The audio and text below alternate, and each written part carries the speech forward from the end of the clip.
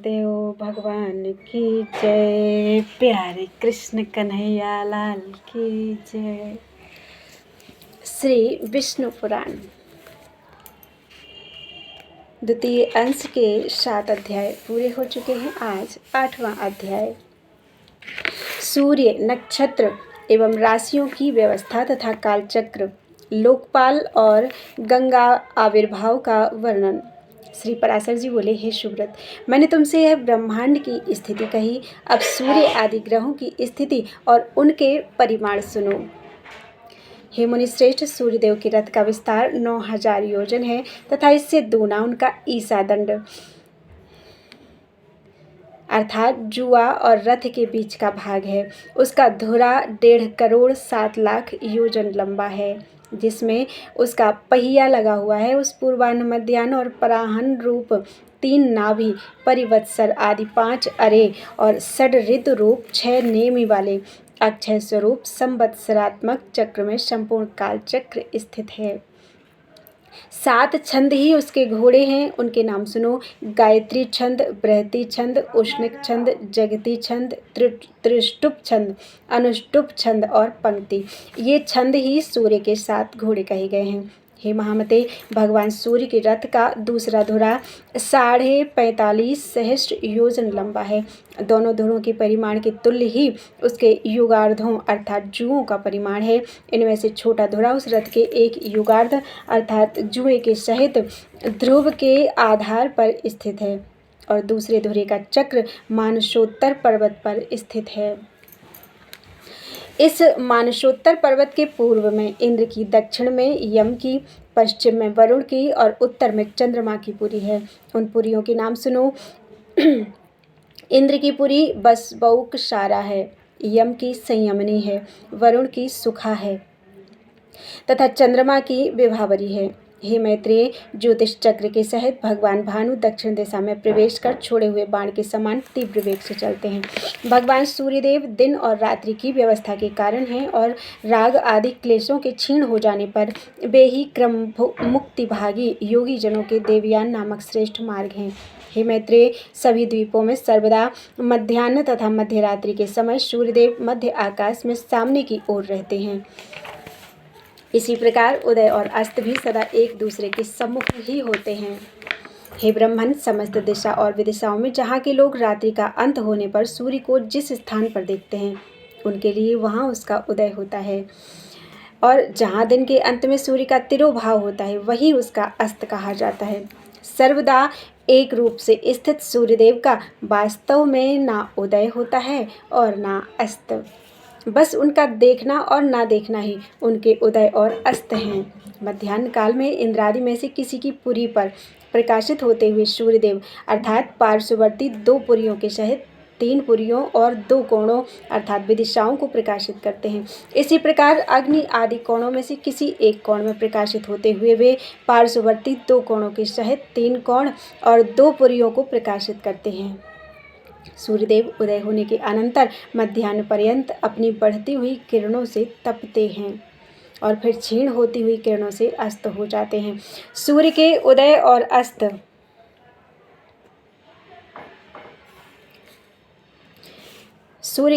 और अस्त से ही पूर्व तथा पश्चिम दिशाओं की व्यवस्था हुई है।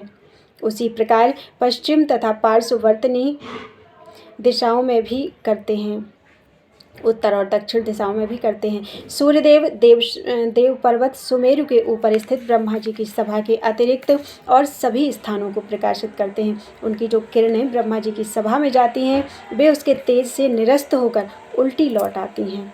सुमेरु पर्वत समस्त द्वीप और वर्षों के उत्तर में है, इसलिए उत्तर दिशा में मेरु पर्वत पर सदा एक ओर दिन और दूसरी ओर रात रहते हैं। रात्रि के समय सूर्य के अस्त हो जाने पर उसका तेज अग्नि में प्रविष्ट हो जाता है, इसलिए उस समय अग्नि दूर ही से प्रकाशित होने लगता है।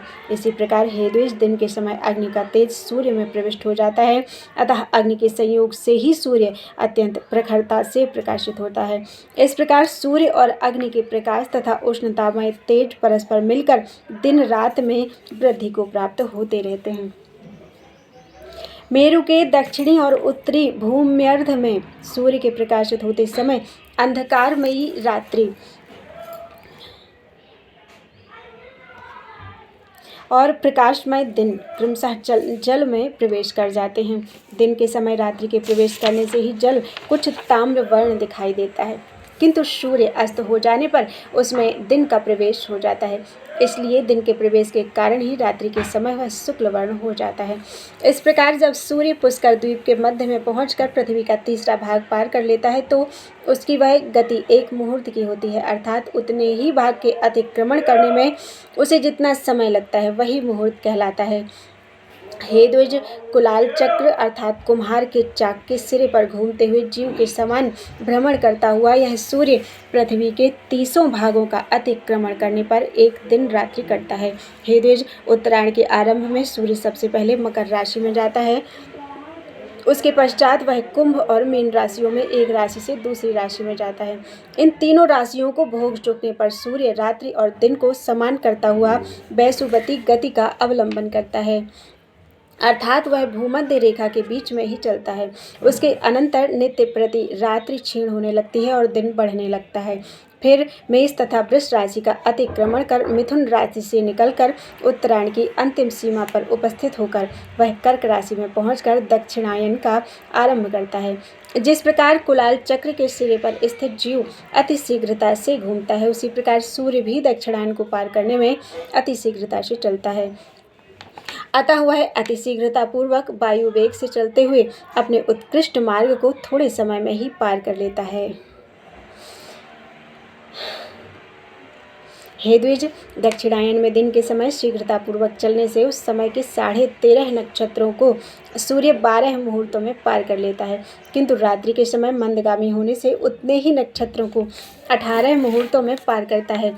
कुलाल चक्र के मध्य में स्थित जीव जिस प्रकार धीरे धीरे चलता है, उसी प्रकार उत्तरायण के समय सूर्य मंद गति से चलता है, इसलिए उस समय वह थोड़ी सी भूमि भी अति दीर्घ काल में पार करता है। अतः उत्तरायण का अंतिम दिन 18 मुहूर्त का होता है। उस दिन भी सूर्य अति मंद गति से चलता है और ज्योतिष चक्रार्ध के 13.5 नक्षत्र को एक दिन में पार कर लेता है, किंतु रात्रि के समय वह उतने ही अर्थात 13.5 नक्षत्रों को 12 मुहूर्तों में ही पार कर लेता है। अतः जिस प्रकार नाभि देश में चक्र के मंद मंद घूमने से वहाँ का मृत पिंड भी मंद गति से घूमता है, उसी प्रकार ज्योतिष चक्र के मध्य में स्थित ध्रुव आदि अति मंद गति से घूमता है। हे मैत्रेय, जिस प्रकार कुलाल चक्र की नाभि अपने स्थान पर ही घूमती रहती है, उसी प्रकार ध्रुव भी अपने स्थान पर ही घूमता रहता है। इस प्रकार उत्तर और दक्षिण सीमाओं के मध्य में मंडलाकार घूमते रहने से सूर्य की गति दिन और रात्रि के समय मंद अथवा शीघ्र हो जाती है। जिस अयन में सूर्य की गति दिन के समय मंद होती है, उसमें रात्रि के समय शीघ्र होती है, तथा जिस समय रात्रि काल में शीघ्र होती है, उस समय दिन में मंद हो जाती है। हे द्विज, सूर्य को सदा एक बराबर मार्ग ही पार करना पड़ता है। एक दिन रात्रि में समस्त राशियों का भोग कर लेता है। सूर्य 6 राशियों को रात्रि के समय भोगता है और 6 को दिन के समय। राशियों के परिमाण के अनुसार ही दिन का बढ़ना घटना होता है, तथा रात्रि की लघुता दीर्घता भी राशियों के परिमाण से ही होती है। राशियों के भोगानुसार ही दिन अथवा रात्रि की लघुता अथवा दीर्घता होती है। उत्तरायण में सूर्य की गति रात्रि काल में शीघ्र होती है तथा दिन में मंद। दक्षिणायन में उसकी गति इसके विपरीत होती है। रात्रि उषा कहलाती है तथा दिन व्युष्टि अर्थात प्रभात कहा जाता है। इन उषा तथा व्युष्टि के बीच के समय को संध्या कहते हैं। इस अति दारुण और भयानक संध्या काल के उपस्थित होने पर मंदेहा नामक भयंकर राक्षसगण सूर्य को खाना चाहते हैं।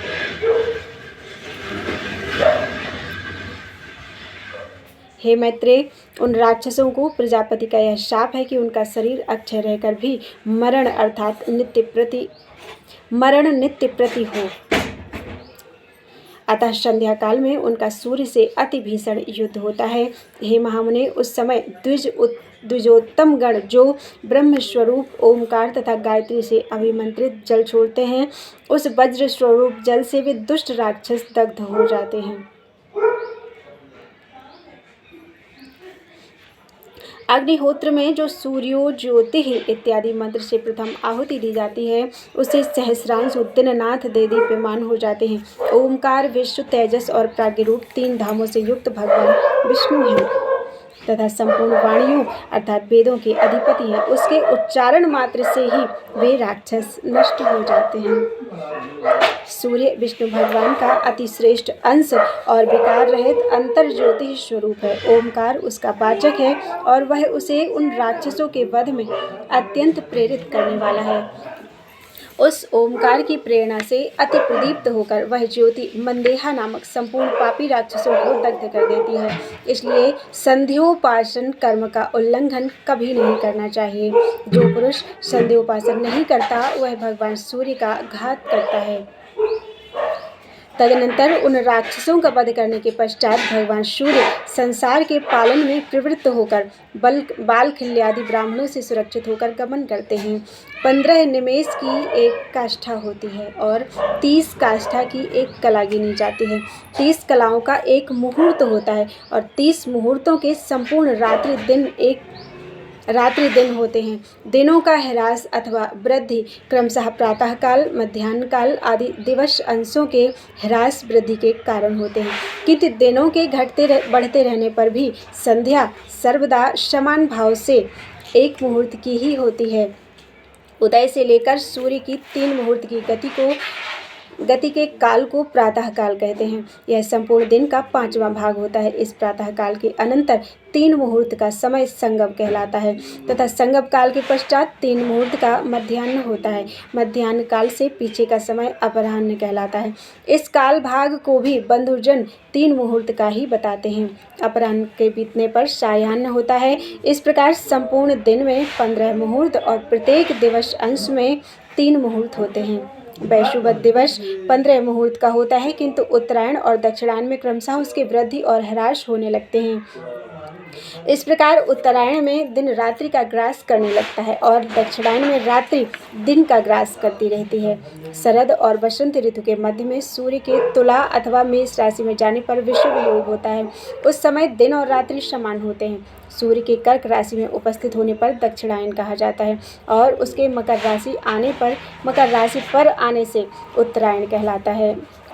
हे ब्राह्मण, मैंने जो 30 मुहूर्त के एक रात्रि दिन कहे, ऐसे 15 रात्रि दिवस का एक पक्ष कहा जाता है। 2 पक्ष का एक मास होता है, 2 सौर मास की एक ऋतु और 3 ऋतु का एक अयन होता है तथा 2 अयन ही मिलकर एक वर्ष कहे जाते हैं। सौर, सावन, चांद्र तथा नक्षत्र, इन 4 प्रकार के मासों के अनुसार विविध रूप से कल्पित संवत्सर आदि 5 प्रकार के वर्ष युग कहलाते हैं। यह युग ही मल, मास आदि सब प्रकार के काल निर्णय का कारण कहा जाता है। उनमें पहला संवत्सर, दूसरा परिवत्सर, तीसरा इद्वत्सर, चौथा अनुवत्सर और 5वां वत्सर है। यह काल युग के नाम से विख्यात है। श्वेत वर्ष के उत्तर में जो श्रृंगवान नाम से विख्यात पर्वत है, उसके 3 श्रृंग हैं, जिनके कारण यह श्रृंगवान कहा जाता है। उनमें से एक श्रृंग उत्तर में, एक दक्षिण में, एक मध्य में। मध्य श्रृंग ही वैशुवत है। शरद और वसंत ऋतु के मध्य में सूर्य इस वैशुवत श्रृंग पर आते हैं। अतः हे मैत्रेय, मेष अथवा तुला राशि के आरंभ में तिमिराभारी सूर्यदेव विषुवत पर स्थित होकर दिन और रात्रि को समान परिमाण कर देते हैं। उस समय ये दोनों 15-15 मुहूर्त के होते हैं। हे मुनि, जिस समय सूर्य कृत्तिका नक्षत्र के प्रथम भाग अर्थात मेष राशि के अंत में तथा चंद्रमा निश्चय ही विशाखा के चतुर्थांश अर्थात वृश्चिक के आरंभ में हो, अथवा जिस समय सूर्य विशाखा के तृतीय भाग अर्थात तुला के अंतिम अंश का भोग करते हों और चंद्रमा कृत्तिका के प्रथम भाग अर्थात मेषांत में स्थित जान पड़े, तभी यह विषुव नामक अति पवित्र काल कहा जाता है। इस समय देवता, ब्राह्मण और पितृगण के उद्देश्य से संयतचित्त होकर दान आदि देने चाहिए। यह समय दान ग्रहण के लिए मानो देवताओं के लिए खुले हुए मुख के समान है। अतः विषुव काल में दान करने वाला मनुष्य कृतकृत्य हो जाता है। याग आदि के काल निर्णय के विषय भली प्रकार जानना चाहिए। राका और अनुमति 2 प्रकार की पूर्णमासी तथा सिनी वाली और कुहू 2 प्रकार की अमावस्या होती है। माघ, फागुन, चैत, वैशाख तथा जेठ, आषाढ़ ये 6 मास उत्तरायण होते हैं और श्रावण, भाद्र, आश्विन, कार्तिक तथा अगहन, पौष ये 6 दक्षिणायन कहलाते हैं। मैंने पहले तुमसे जिस लोकालोक पर्वत का वर्णन किया है, उसी पर 4 व्रतशील लोकपाल निवास करते हैं। हे द्विज, सुधामा, कर्दम के पुत्र शंखपाद और हिरण्यरोमा तथा केतुमान ये चारों निर्द्वंद, निरभिमान, निरालस्य और निष्परिग्रह लोकपालगण लोकालोक पर्वत की चारों दिशाओं में स्थित हैं, जो अगस्त्य के उत्तर तथा अजवीथी के दक्षिण में वैश्वानर मार्ग से भिन्न अर्थात मृगवीथी नामक मार्ग है, वही पितृयान पथ है। उस पितृयान पथ में महात्मा मुनिजन रहते हैं, जो लोग अग्निहोत्री होकर प्राणियों की उत्पत्ति के आरंभक ब्रह्म की स्तुति करते हुए यज्ञ अनुष्ठान के लिए उद्यत होकर कर्म का आरंभ करते हैं, वह पितृयान उनका दक्षिण मार्ग है। वे युग युगांतर में विच्छिन्न हुए वैदिक धर्म की संतान तपस्या, वर्णाश्रम मर्यादा और विविध शास्त्रों के द्वारा पुनः स्थापना करते हैं। पूर्वतन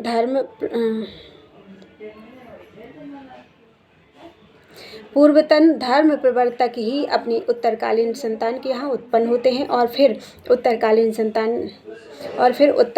धर्म प्रचारक गण अपने यहाँ संतान रूप से उत्पन्न हुए अपने पितृगण के कुलों में जन्म लेते हैं। इस प्रकार वे व्रतशील महर्षिगण चंद्रमा और तारागण की स्थिति पर्यंत सूर्य के दक्षिण मार्ग में पुनः पुनः आते जाते रहते हैं। नागवीथी के उत्तर और सप्त ऋषियों के दक्षिण में जो सूर्य का उत्तरीय मार्ग है, उसे देवयान मार्ग कहते हैं।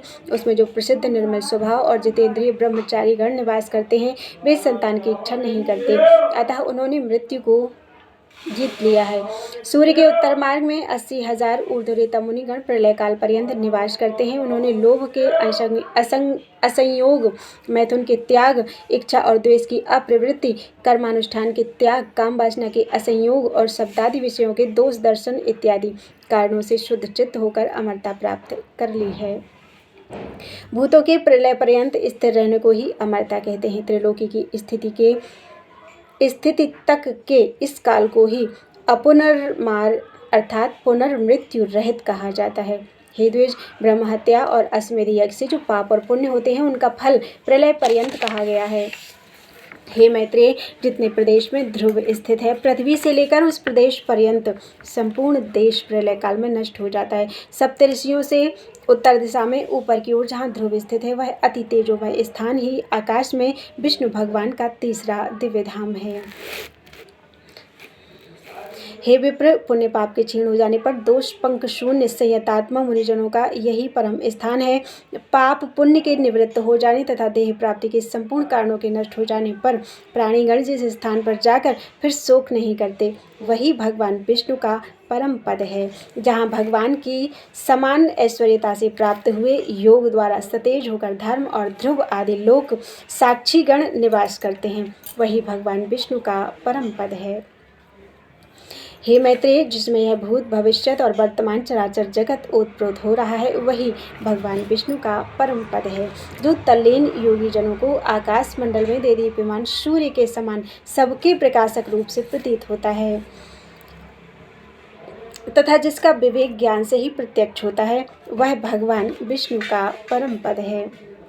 हे द्विज, उस विष्णु पद में ही सबके आधारभूत परम तेजस्वी ध्रुव स्थित हैं तथा ध्रुव जी में समस्त नक्षत्र, नक्षत्रों में मेघ और मेघों में वृष्टि आश्रित है। हे महामुनि, उस वृष्टि से ही समस्त सृष्टि का पोषण और संपूर्ण देव मनुष्य आदि प्राणियों की पुष्टि होती है। तदनंतर गौ आदि प्राणियों से उत्पन्न दुग्ध और घृत आदि की आहुतियों से परितुष्ट अग्निदेव ही प्राणियों की स्थिति के लिए पुनः वृष्टि के कारण होते हैं। इस प्रकार विष्णु भगवान का यह निर्मल तृतीय लोक अर्थात ध्रुव ही त्रिलोकी का आधारभूत और वृष्टि का आदि कारण है। हे ब्रह्मन, इस विष्णु पद से ही देवांगनाओं के अंगराग से पांडुर वर्ण हुई सी सर्व पापहारिणी सी गंगा जी उत्पन्न हुई। विष्णु भगवान के वाम चरण कमल के अंगूठे के नख रूप स्रोत से निकली हुई उन गंगा जी को ध्रुव दिन रात अपने मस्तक पर धारण करता है। तदनंतर जिनके जल में खड़े होकर प्राणायाम परायण सप्तऋषिगण उनकी तरंग भंगी से जटाकलाप के कंपायमान होते हुए अघमर्षण मंत्र का जप करते हैं तथा जिनके विस्तृत जल समूह से आप्लावित होकर चंद्रमंडल क्षय के अनंतर पुनः पहले से भी अधिक कांति धारण करते हैं, वे श्री गंगा जी चंद्रमंडल से निकलकर मेरु पर्वत के ऊपर गिरती हैं और संसार को पवित्र करने के लिए चारों दिशाओं में जाती हैं। चारों दिशाओं में जाने से वे एक ही सीता, अलकनंदा, चक्षु और भद्र इन 4 भेदों वाली हो जाती हैं, जिसके अलकनंदा नामक दक्षिणी भेद को भगवान शंकर ने अत्यंत प्रीतिपूर्वक 100 वर्ष से भी अधिक अपने मस्तक पर धारण किया था, जिसने श्री शंकर के जटा कला से निकलकर पापी सगर पुत्रों के अस्थि चूर्ण को आप्लावित कर उन्हें स्वर्ग में पहुंचा दिया। हे मैत्रेय, जिसके जल में स्नान करने से शीघ्र ही समस्त पाप नष्ट हो जाते हैं और अपूर्व पुण्य की प्राप्ति होती है, जिसके प्रवाह में पुत्रों द्वारा पितरों के लिए श्रद्धापूर्वक किया हुआ एक दिन का भी तर्पण उन्हें 100 वर्ष तक दुर्लभ तृप्ति देता है। हे द्विज, जिसके तट पर राजाओं ने महायज्ञों से यज्ञेश्वर भगवान पुरुषोत्तम का यजन करके इहलोक और स्वर्गलोक में परम सिद्धि लाभ की है, जिसके जल में स्नान करने से निष्पाप हुए यतिजनों ने भगवान केशव में चित्त लगाकर अति उत्तम निर्वाण पद प्राप्त किया है, जो अपना श्रवण, इच्छा, दर्शन, स्पर्श, जलपान, स्नान तथा यशोगान करने से ही नित्य प्रति प्राणियों को पवित्र करती रहती हैं, तथा जिसका गंगा गंगा ऐसा नाम 100 योजन की दूरी से भी उच्चारण किए जाने पर जीव के 3 जन्मों के संचित पापों को नष्ट कर देता है। त्रैलोकी को पवित्र करने में समर्थ वह गंगा जिससे उत्पन्न हुई है, वही भगवान का तीसरा परम पद है। इति श्री विष्णु पुराणे द्वितीये अंशे अष्टमो अध्यायः। बोलो वृंदावन बिहारी लाल की जय।